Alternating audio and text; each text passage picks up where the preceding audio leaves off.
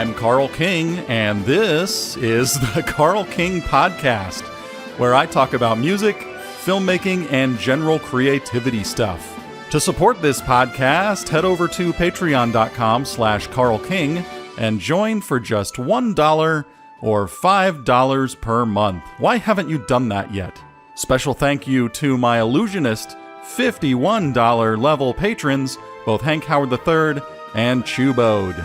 Quick shout out to my music endorsements, Vienna Symphonic Library, Fractal Audio, Ernie Ball Strings, Toontrack, and Millennia Media.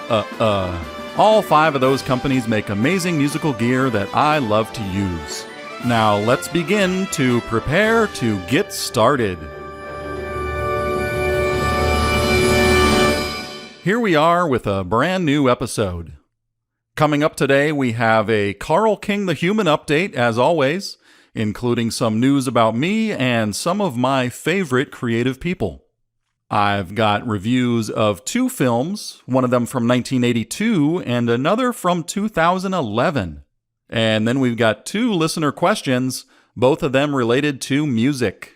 And then Carl King visits one of the most incredible stores I've ever stepped foot in. After that, we've got part 3 of Lux, that serialized fantasy fiction written by Chewbode. And then we wrap it all up with the album of the week, which happens to be my favorite album of all time. So let's start with a Carl King the Human update.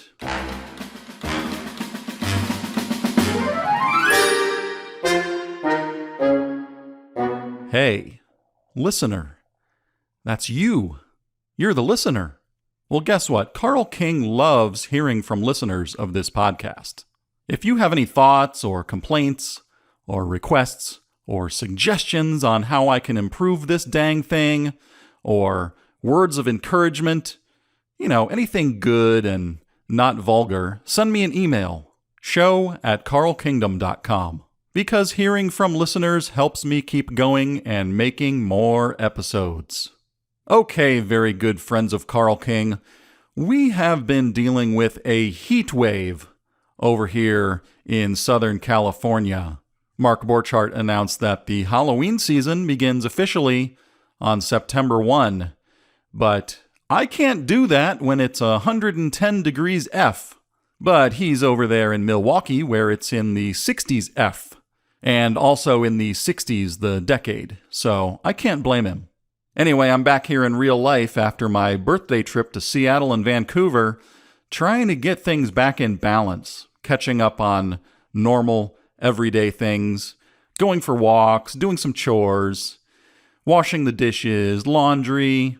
I have a ton of cardboard boxes in my garage that need to be broken down. And I have been dealing with an unbelievable amount of anxiety this past week.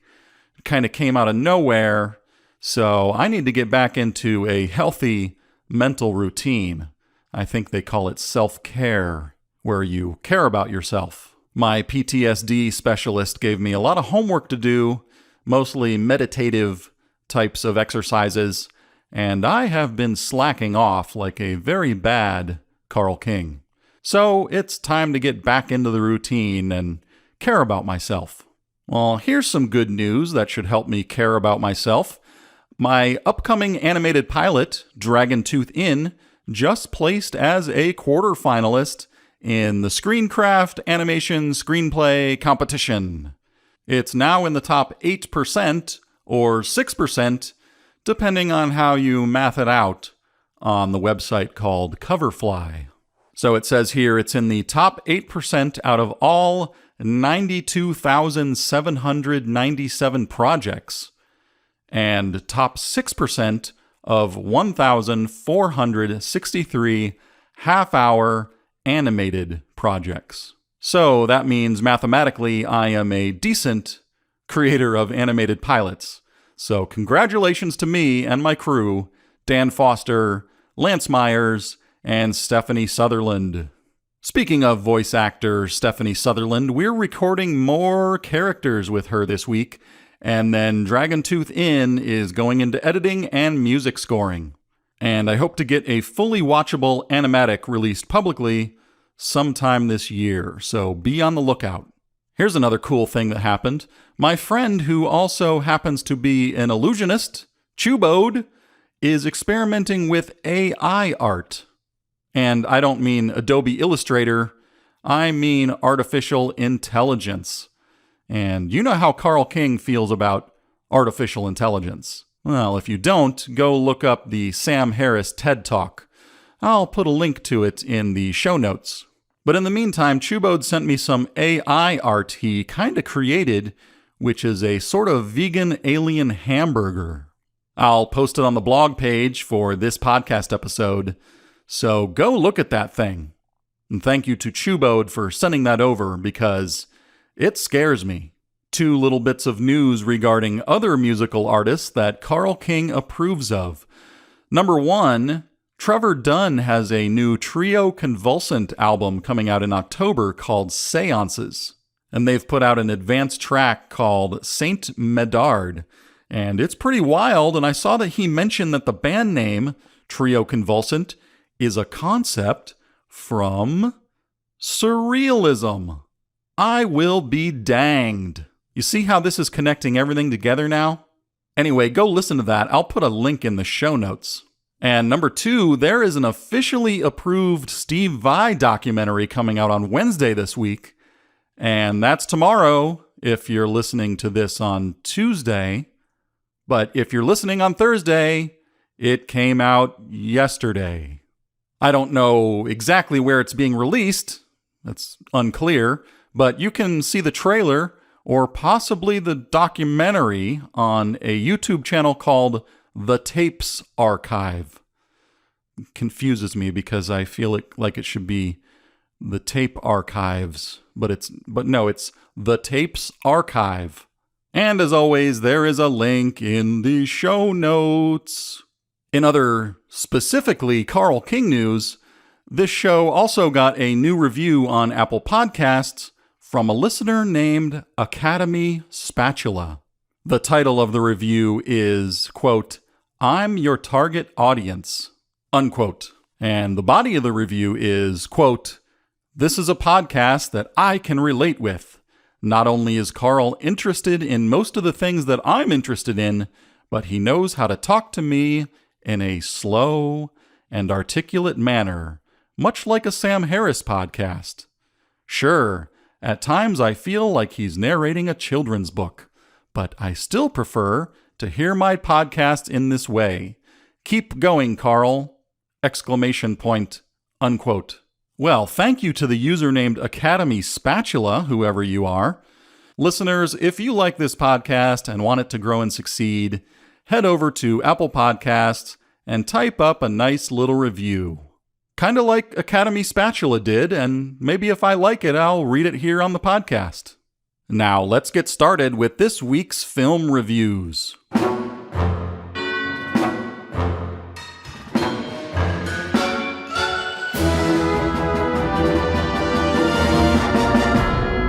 First up, we've got Forbidden Zone, directed by Richard Elfman, released in 1982.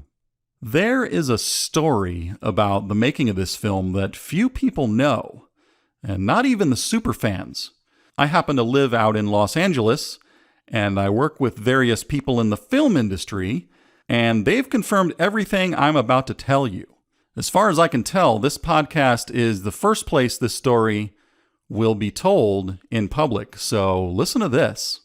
When they were finishing Forbidden Zone in the late 70s, there was a post-production piece of analog gear, a film processor that was very expensive. It was cutting edge and made by a French inventor.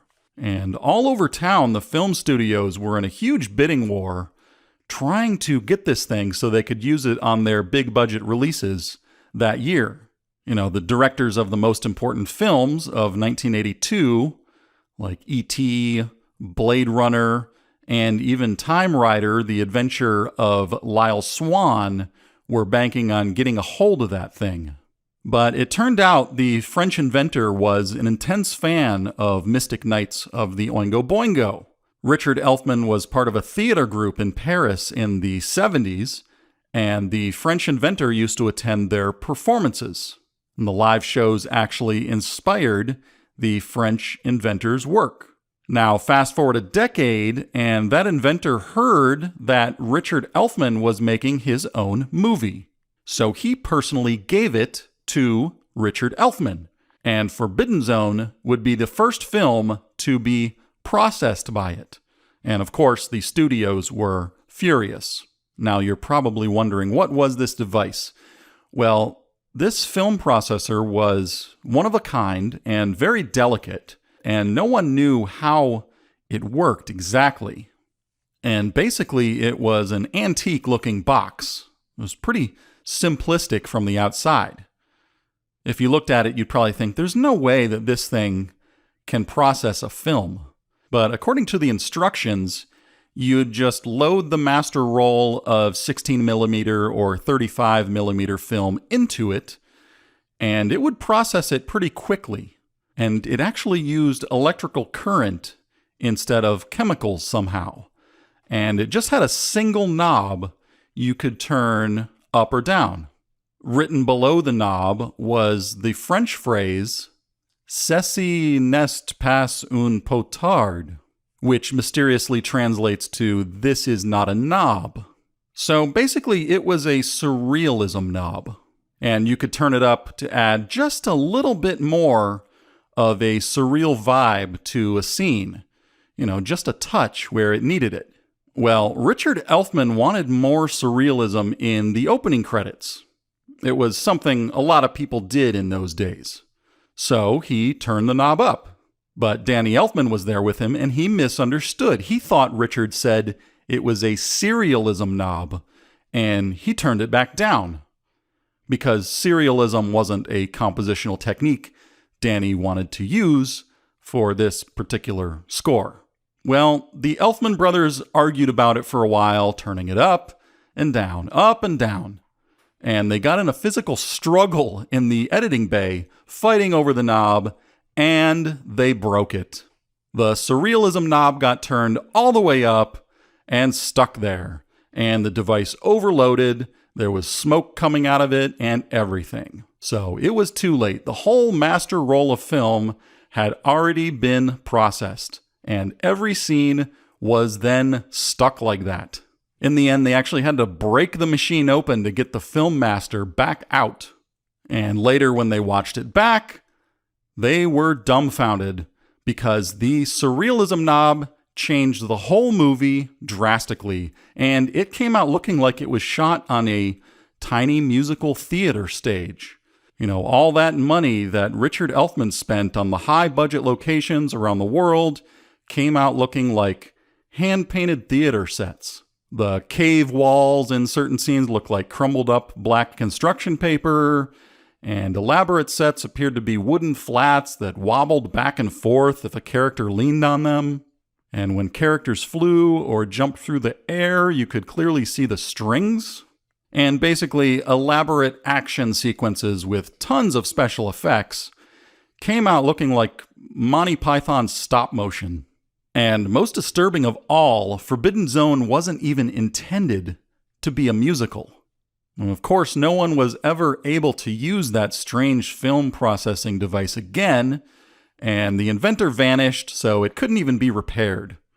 And realize it's not like analog film can be unprocessed. There wasn't an undo button in those days. You had to commit. In the end, the film came out 103% surreal. That's right, not 90% surreal, not 99% surreal, not even 100% surreal. 103% surreal. And if you watch Forbidden Zone, you will agree. The DGA even did studies that verified it did have that exact amount of surrealness. And it's not something anyone thought possible at the time, or even since. Many others have tried to make a more surreal film than Forbidden Zone, and each time they failed. I actually heard that David Lynch spent a fortune trying to reconstruct his own surrealism knob, and he ran Twin Peaks Season 3 through it turned the knob all the way up to infinity, but he only made it to 97% surreal, which was a major artistic disappointment to him. Anyway, I gave this film 5.15 out of 5 stars on Letterboxd. Up next, we've got A Dangerous Method from 2011, directed by David Cronenberg, but written by Christopher Hampton. So with this film, we get all of that smart Cronenberg editing and visual storytelling, but without his trademark surrealist body horror. This one is a period drama or a historical romance, and it's based on the real-life story of Carl Jung, Sigmund Freud, and Keira Knightley. Now, I know it's not actually pronounced Jung, it's actually Jung, but I like how it sounds, so I say it that way. Jung, Jung, Jung, Jung, Carl Jung, Carl Jung, Jung, Jung, Jung, Jung, Carl Jung, Carl Jung. Maybe that can be one of the Carl King Patreon songs of the month. I'll save it for later. Anyway, the film begins with Keira Knightley acting disturbed and having fits, sticking her bottom jaw out really far. Now, I've never seen anyone do that in my entire life. It seems to be the one bit of body horror that did slip into this Cronenberg film. I tried to do it and it hurt. So I wonder, is she able to dislocate her jaw like a snake does? Well, no, because I looked it up and snakes don't actually do that. But Keira Knightley does. Anyway, the film starts with her showing up at a mental hospital. And there's no backstory, just boom, right into it. We are in the moment, in the now. And we know everything we need to know, or we figure it out. And that's why this is a film and not a movie. But here's another reason. This film uses a technique called that split focal deal, which is a technical cinematography term for when two different things are in focus at once. And Carl King is not a fan of that. I say, let's stick to one camera on the screen at once, one thing in focus at a time. Because that's the way Citizen Kane did it. Anyway, here's something to notice with the writing and editing. The scenes jump in time, rather than one scene being right after the other linearly. It might leap 10 days, or a month, or a year, or more from scene to scene. A character might walk out of a door, and part of the way into the next shot you realize, a lot of time has passed here. Regarding the plot, there's a common belief in the world of screenwriting that you must have a protagonist with a clear, physical, achievable goal. And you'll hear it constantly if you ever get feedback from a screenwriting competition. Well, once again, we have a film which defies that bull poop. Of course, the characters in this film want things, but there's no central importance placed on it. And there's no major obstacle either. For the most part, we simply observe the characters going through their lives over time, without desperation. There's no constant urgency and pushing forward and anxiety in this film. There's no ticking clock, and there's no major problem, and everyone's taking their time, because this isn't a video game, is it? Part of the way through the film, a character named Otto shows up. O-T-T-O, I believe. And that felt like a left turn. I was distracted thinking, wait, why is this guy here? It's like a detour because Carl King just wasn't interested in him. And I noticed that once his character left, I'm not even sure it had any consequence to the story. But maybe I missed something. Towards the very end of the film, we do finally get some conflict, which is a love affair. However, there's nothing outrageous about it. Well, apart from an abrupt cut to a shot where there's some nude butt spanking going on, shot in the bedroom mirror. But I had to wonder how factual that is, because did Keira Knightley have a mirror in those days? Speaking of nudity, there's a scene where a certain part of Keira Knightley's body is slightly poking out of the top of her corset kind of thing. And I wonder, how do they stage that shot? Is Cronenberg like, okay, here's what we want to go for. Keira, just a little more. Okay, no, push it back in half. Okay, that's enough. Okay, action. Because a shot like that must have been so awkward to set up, or I don't know, maybe it just happened during the shot and they kept it. But even without a camera crew there, I can't imagine that being comfortable. Thinking back, I don't remember any music happening in this film at all. I thought to myself, did it even have a score? And if it actually did, is this evidence of effective scoring for it to not be noticed? Well, I looked it up, and it was a composer named Howard Shore. I look forward to hearing what that guy does next. But, film scoring is a tough business. By the way, Viggo Mortensen plays Carl Jung as such a calm character, very much like how he will someday play Carl King. By the way, if you look down at your keyboard, you might notice the letters JU are right next to KI. So typing Carl Jung and typing Carl King is physically very similar. And people have even told me I resemble him. Viggo Mortensen, not Carl Jung. So I think he might be a solid casting choice for Kingdom, the story of Carl. Kingdom. Wrapping up this review, here's a trick, or maybe even a technique this film demonstrates, which is visual storytelling symmetry.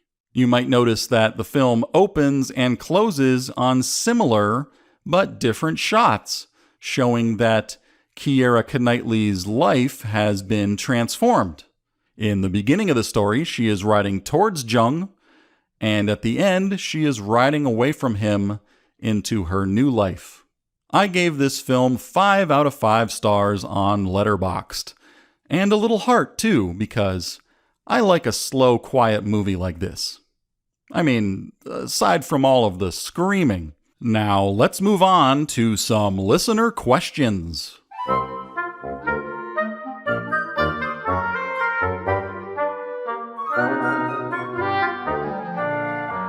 Listener question number 1 comes from Chewbode. He asks, do you find it more challenging and possibly more enjoyable to score for video/film or to compose for a record you're recording? I would imagine there would be more constraints when scoring, as you have to take the visual material into consideration. Well, this is a good opportunity to explain the difference between absolute music and program music. Don't you love it when you find out there are terms for things? So here's the difference. Absolute music is not written to accompany something else, like a story, or a ballet, or a film, or a video game. It's just meant to be listened to by itself. And program music is written to accompany and support something else. Now, I might argue that almost all music written these days is actually program music, since most of the quote-unquote musicians out there are actually working as visual artists.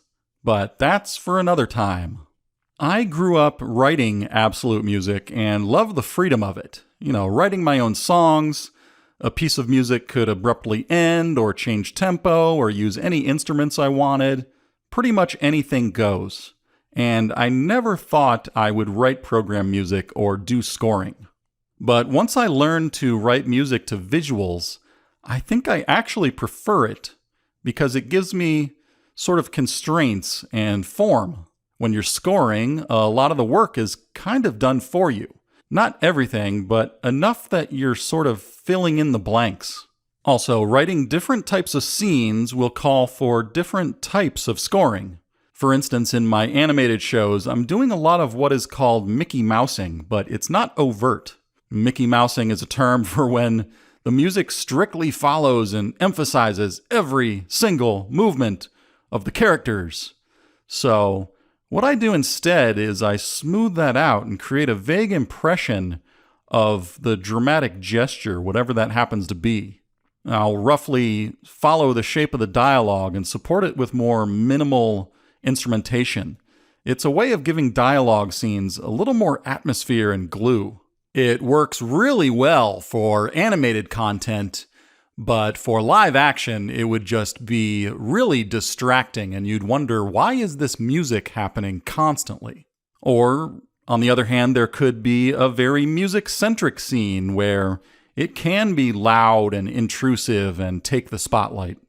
But mostly when you're scoring, you find the music takes a form that you would otherwise never write because you're often cutting out a beat or adding a beat in order to make it fit the timing, or suddenly changing dynamics in a way that you would have never thought of.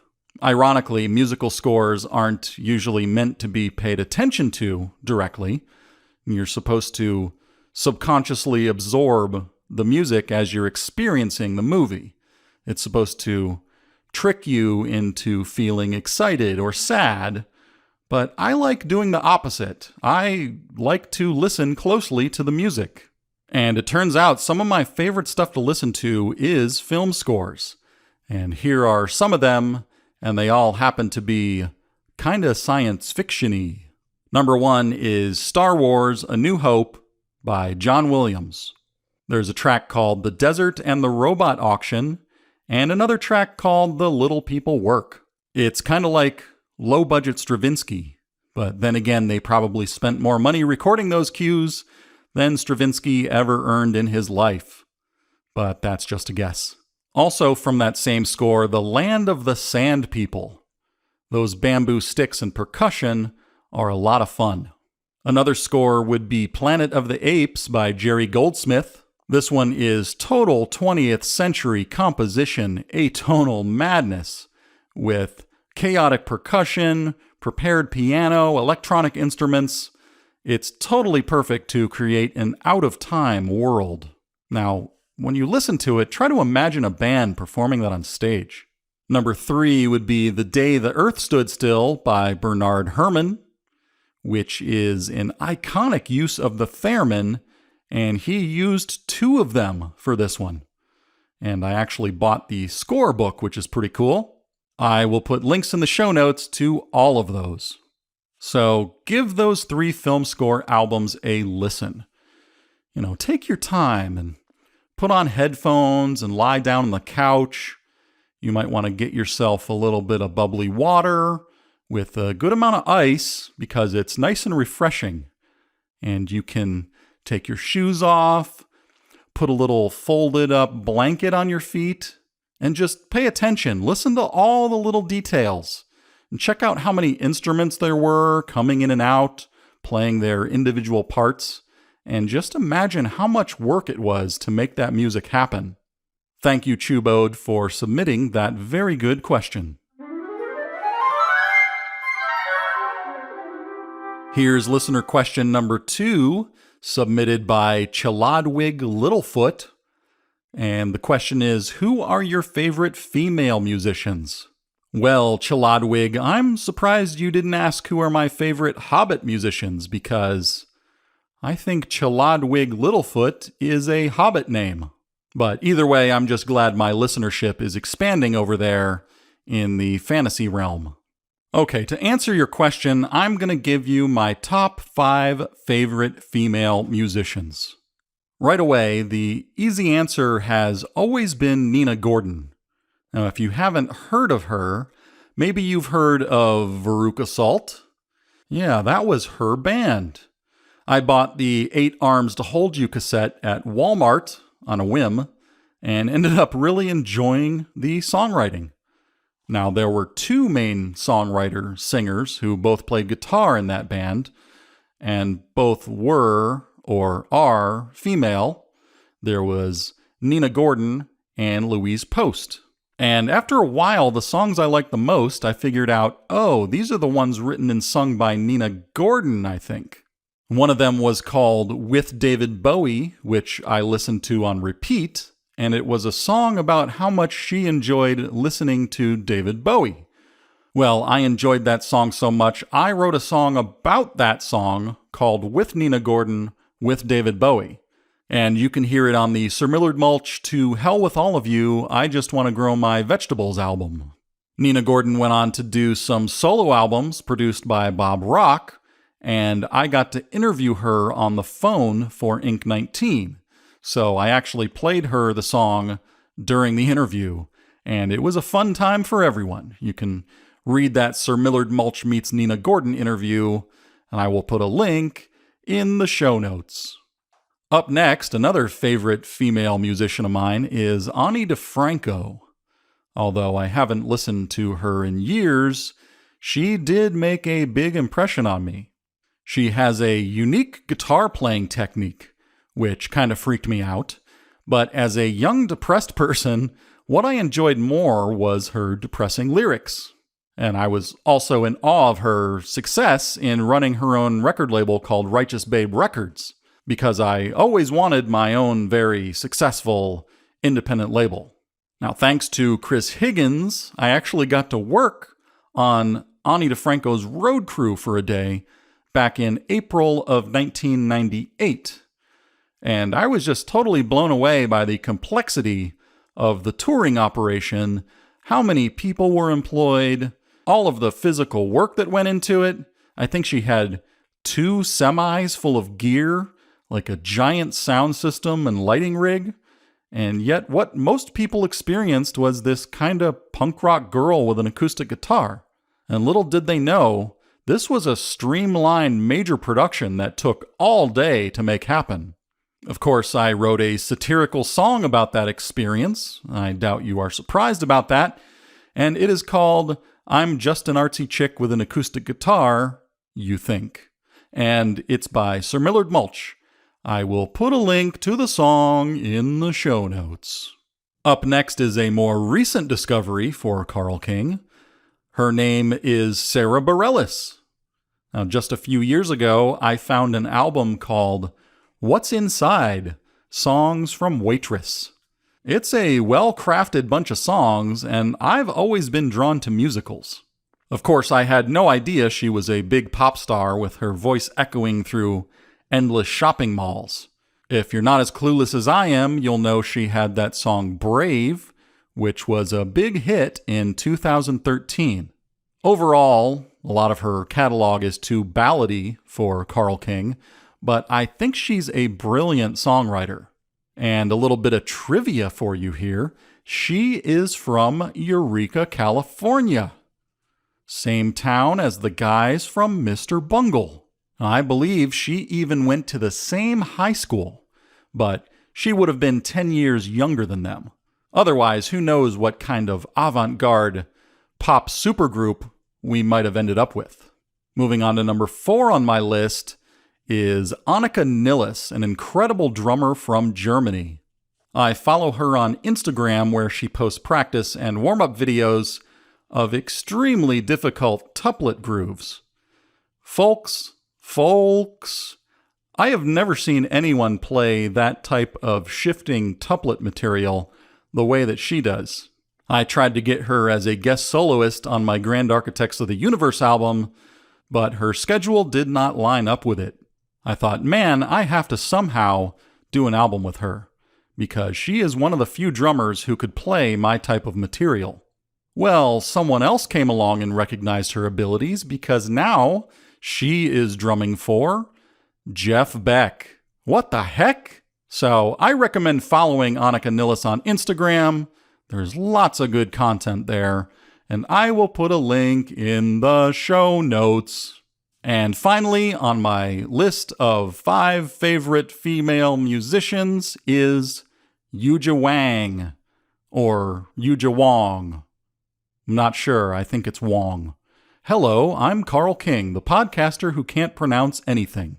Yuja is an unbelievable virtuoso pianist, a total shredder. She plays Prokofiev, Ravel, Stravinsky, Liszt. Oh, anyway, all of those early 20th century composers. I'll put a couple of YouTube links to her live performances in the show notes. Okay, I've got to wrap up this segment, so I'll just leave you with a few honorable mentions. There's 3 of them, so write them down as quickly as possible. Barbara Hannigan, Carla Kihlstedt, and Via Mardot. You might remember Via Mardot as having won the prestigious Musical Artist of the Week award from Carl King just a few episodes ago. I will put some intriguing links to these 3 female musicians in the show notes. Okay, now that I've answered every difficult question ever asked of Carl King, let's move on to our latest edition of Carl King Visits.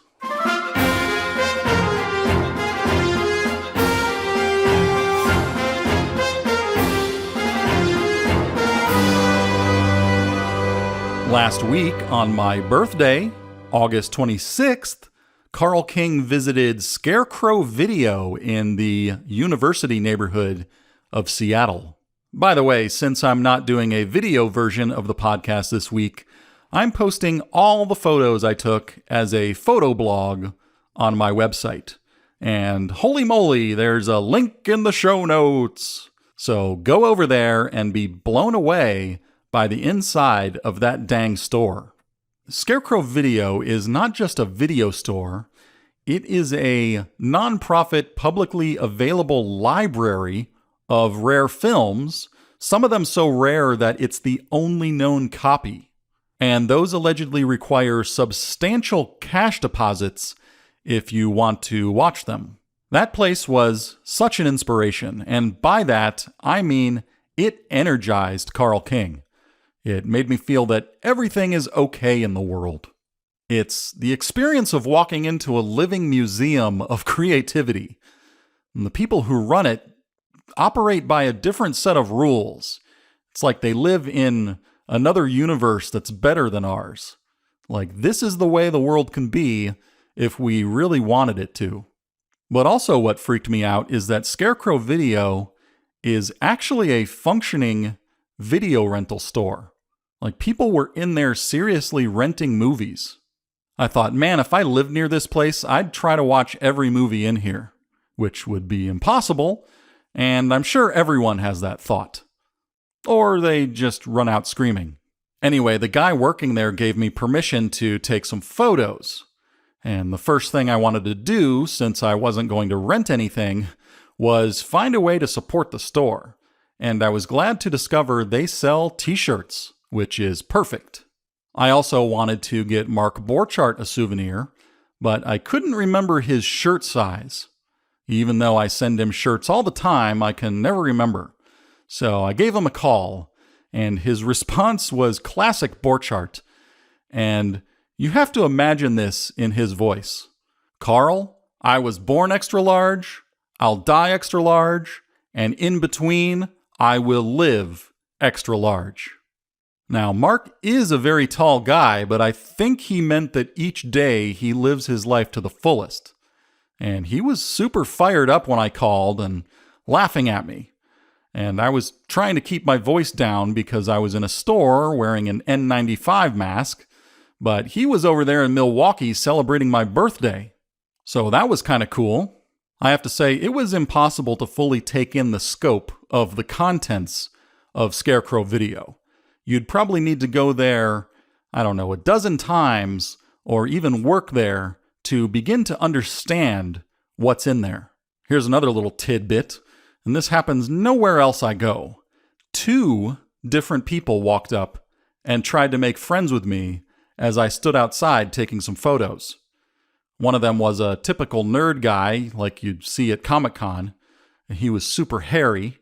And a couple minutes later, there was another guy on a bicycle who had a Band-Aid all the way across his bottom lip. And I had never seen a Band-Aid used like that before. And he said to me, "You're a geek too." Now, what an unusually friendly neighborhood.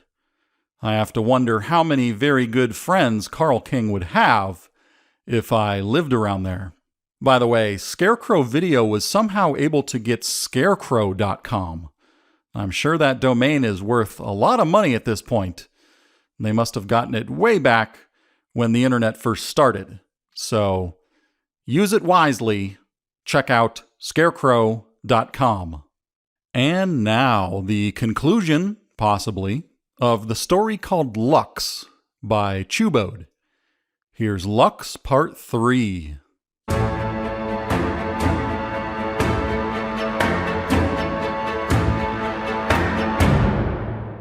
The collapsing energy shield surged, and Kantao could feel the cobblestone under his boots crush to pebbles. The heartbeat in his ears grew louder, and more sweat tumbled down his face. A whisper, and his free hand started to glow blue. Pilmar's face switched to worry as he noticed that Kantao had cast another incantation. Pilmar struggled to crush Kantao with his own protection shield. The monsters all roared as the shield vibrated with their every hit. Kantao was pushed more toward the floor. He reached down through the stone floor as if nothing was there. He pushed his arm deeper, to his wrist, then to his elbow. He stopped and jerked his arm up an inch or two, and then pulled with all of his might. The cracks between the cobble began to glow yellow. At first it was gentle, but it quickly escalated into streaks of light. He tugged at his arm to release his wrist. The ground shook so violently that it threw the blob off the shield and the Minotaur to the ground. An ear-splitting roar thundered through the halls, and everything went white. At first he saw and heard nothing, just white everywhere. Then appeared a washed-out visage of huge white and yellow arms, ripping the demon Chol limb from limb at a supernatural speed. Roars erupted. The quiet white returned. And then another roar. The white and yellow arms shot beams of white light. Such was the power that they evaporated the gelatinous foe. Again, quiet. A view of the arms. A roar. Turtex was crushed into a pulp. His eyes popped out and brains spilled to the floor. Another moment of peace, quiet and stark white, came and went. Before Kantao stood a lesser god of light. He strained to see the being, but all his eyes could see were blurred features, as if he were not meant to know its form. Pilmar had been knocked to the ground. Kantao stood just a few feet from him. The same light emanated from his own flesh and from the gods. With confidence, he dissolved the shield. "Do not," Kantao calmly said, as Pilmar angrily began casting another spell. He chose not to heed the cleric's words, and red mist enveloped his hand. In the old tongue, Kantao spoke to the god. White light blinded them all. The arms of the god ripped into the wizard's stomach, tearing and removing his entrails. Pilmar screamed, and colored light erupted from him as the arcane he once controlled spilled out of him. Ribs cracked and splintered as the deity pulled each one to the side. Some of them separated from his spine with a crack. Pilmar's body flopped against the wall. The god continued by forcing his fingers up through the soft skin under the human's jaw. A twist. Bone snapped and teeth popped out. Pilmar's tongue wagged to the side. A gurgle. The wizard's eyes rolled back as he fell unconscious. The god then reached through Pilmar's lifeless body and tore out a length of spine. With that, Kantao knew that the deity's usefulness had ended. A burst of magic, and it was swept away. A soft glow of light still hung in the air as Kantao turned to the wizard's body. He placed a silver medallion on the carcass. "I am sorry, my friend. I truly am. Bless thee." Kantao stood and blinked out of existence, leaving the dungeon corridors pitch black once again.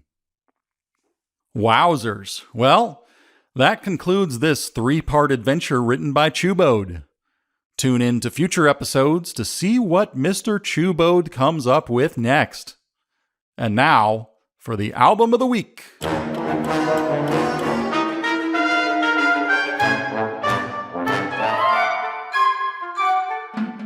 This week's album of the week was an easy choice. Steve Vai's Passion and Warfare. Folks, this is not only this week's album of the week, but Carl King's favorite album of all time, and always will be. I actually enjoy this album so much that I'm scared to listen to it too many times. It's just too good, and I don't want to ruin it. Here's what listening to Passion and Warfare feels like. Stepping into a pure compositional fantasy world. Now, the guitar might be considered the featured instrument because it won all sorts of acclaim as an instrumental guitar album, but it's really not a guitar album, in my opinion, because a lot of the guitar parts don't come out sounding like a normal guitar from the planet Earth. It's transformed by all sorts of effects and played in unusual ways. I don't even think of guitar playing at all when I listen to this album. And the parts played by the other instruments are just as well crafted and otherworldly. The rhythm section of Stu Hamm and Chris Frazier is unquestionable. So here's a thing to talk about. When I was a teenager, I'd listen to this album every night when I went to sleep. And it would give me intense psychedelic dreams. If you didn't know, Passion and Warfare is a concept album kind of inspired by a sort of lucid dream or astral projection that Steve had when he was a teenager. So it's appropriate to listen to Passion and Warfare in a dreamlike state, just like I did. I would drift off and the music would turn into spoken words that only made sense to me when I was asleep. It was like someone was talking. And if I woke up part of the way through the album, those words lost all their meaning. It was like an entirely second album hidden inside the main album, like a subliminal album. So if you're looking for something to listen to while you're either awake or asleep, what you want is Steve Vai's Passion and Warfare. By the way, I did an entirely orchestral version of the first track off this album, the piece of music called Liberty. So if you want to hear it, show notes, folks. Show notes is where you will find it.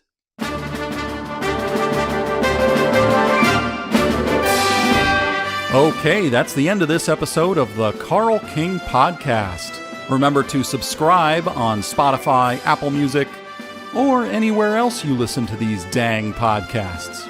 And support the creation of more episodes by joining my Patreon for $1 or $5 a month. That's patreon.com/Carl King. And as always, special thanks to my $51 a month patrons at the special illusionist level, Chewbode and Hank Howard III. And thank you to all of the very good friends of Carl King for listening. And as I always say,